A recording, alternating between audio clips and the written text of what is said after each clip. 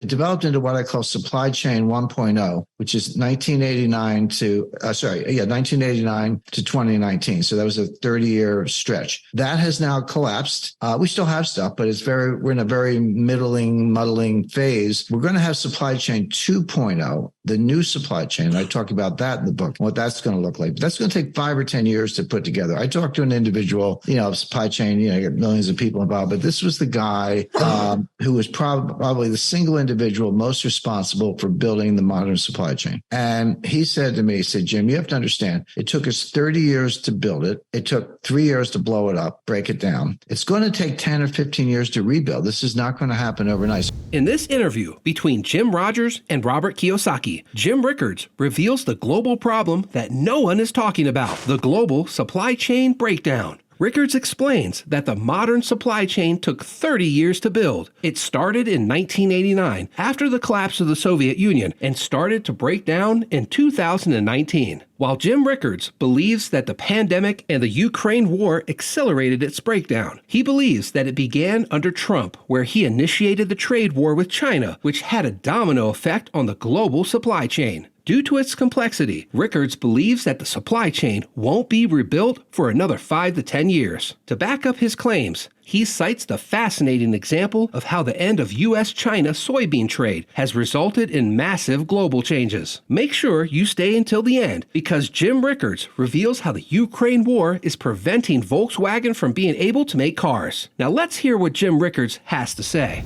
But the thing that caused it to collapse, there were a number of things. Everyone looks at the war in Ukraine and Russian sanctions, and that made it worse.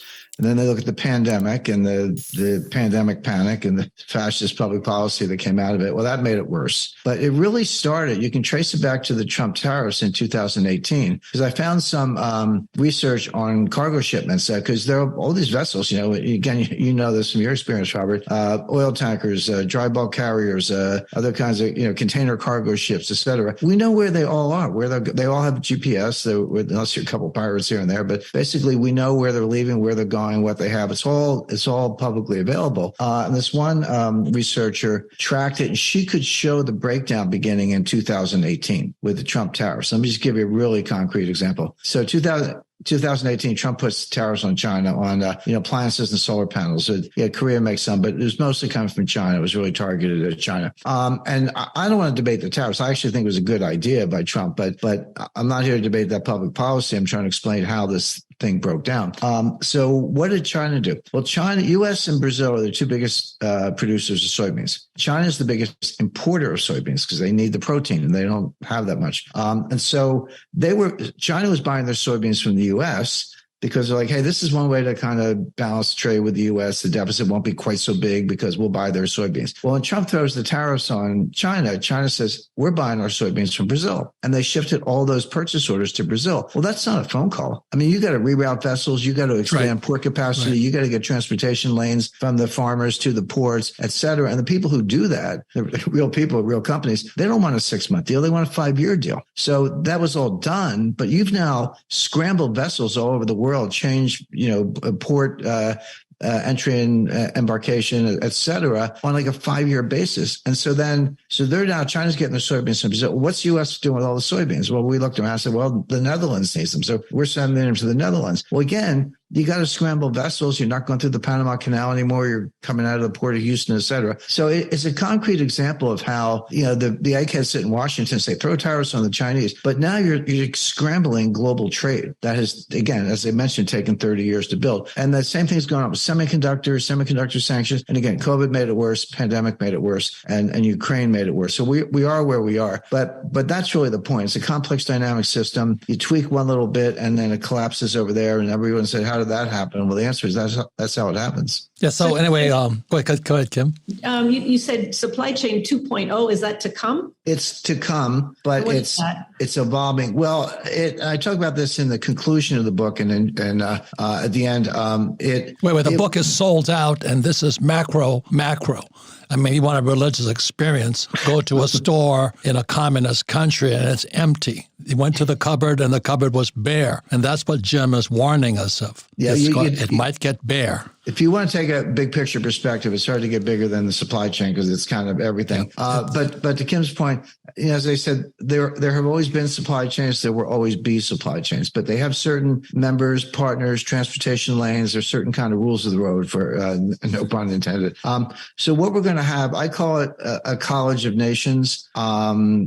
Janet Yellen has called it friendshoring. Emmanuel Macron has called it a constellation of nations, different names. But what it means is that we'll trade and we'll have supply chains, but it will just be our friends. In other words, democratic, liberal societies. I don't want to get into politics, but broadly speaking, U.S., Canada, Australia, New Zealand, Japan, Western Europe, probably India, a few other countries. We'll trade with each other. Because we're not enemies, but China is going to be on their own. China, and by the way, people say U.S. is decoupling from China. That's true, but China is decoupling from the U.S. This is mutual. This is like a